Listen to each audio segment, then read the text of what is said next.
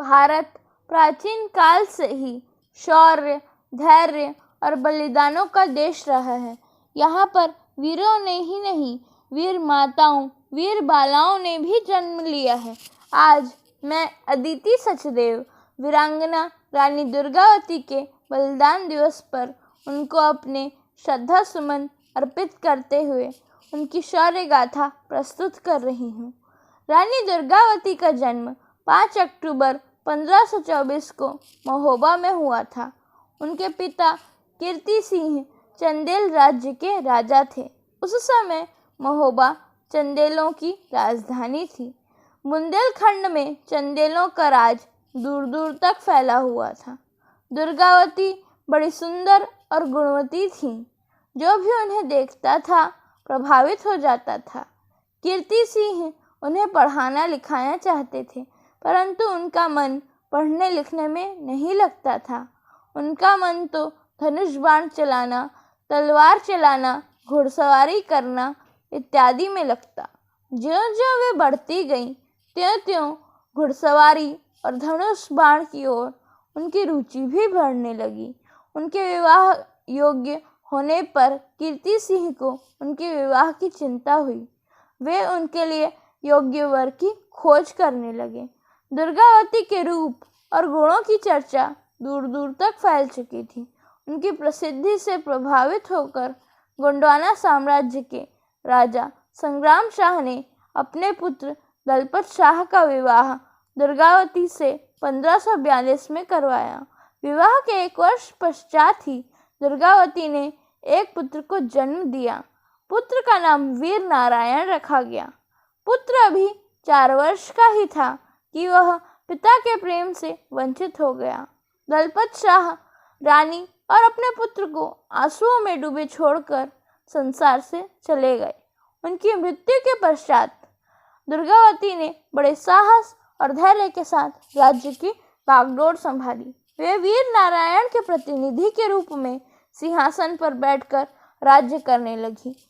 उन्होंने अपनी प्रजा के कल्याण के लिए बहुत से कार्य करवाए। उन्होंने नई नई सड़कें, बाग बगीचे, कुएं आदि बनवाए तथा खेतों के सिंचाई का प्रबंध कराया।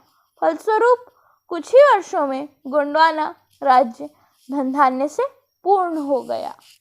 गोंडवाना राज्य की स्त्री शासिका को दुर्बल मानकर आसपास के राजाओं ने आक्रमण का विचार किया।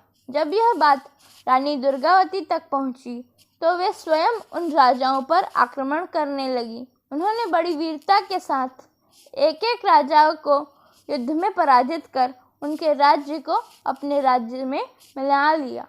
इस प्रकार उनके पराक्रम से गोंडवाना बहुत बड़ा राज्य बन गया। गोंडवाना के वैभव ने मुगल सम्राट अकबर के मन में भी लोभ उत्पन्न कर दिया। वह रानी दुर्गावती को अपने हरम में लाना चाहता था।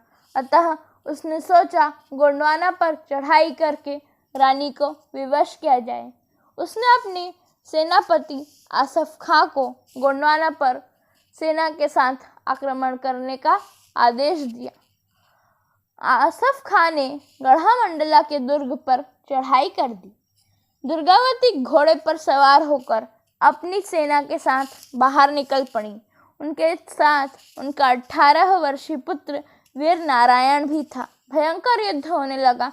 रानी की सेना ने बड़ी वीरता के साथ आसफ खां की सेना का मुकाबला किया, पर दुर्भाग्यवश नदी में असमय बाढ़ आ गई।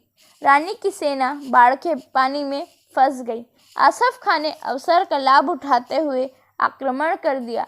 दुर्गावती ने वीर नारायण को विश्वस्त सरदारों के साथ चौरागढ़ के किले में भेज दिया। उस समय रानी की सेना में केवल 300 सैनिक रह गए थे। उधर आसफ खां के सैनिकों की संख्या बहुत अधिक थी। वे कालिका की तरह उसकी सेना का संहार करने लगी। सहसा एक सनसनाता हुआ बाण आकर उनकी दाहिनी आंख में घुस गया। उन्होंने बाण को खींचकर बाहर फेंक दिया। बाण की नोक टूटकर आंख में ही रह गई। फिर भी रानी युद्ध करती रही। अचानक एक दूसरा बाण आया और रानी की दूसरी आंख में घुस गया। रानी ने उस बाण को भी निकालकर बाहर फेंक दिया। रानी दुर्गावती बुरी तरह घायल थी, परंतु फिर भी वे दांतों से घोड़े की लगाम पकड़े हुए आसफ खां के सैनिकों पर तलवार चलाती रहीं। सहसा एक और बाण आकर रानी दुर्गावती की गर्दन में घुस गया। वे घोड़े से नीचे गिर पड़ी। शत्रु उनके शरीर को जीते जी छू न लें, यह सोचकर उन्होंने अपनी कटार से अपने जीवन का अंत कर लिया। स्वतंत्रता के लिए लड़ते लड़ते रानी दुर्गावती शहीद हो गई।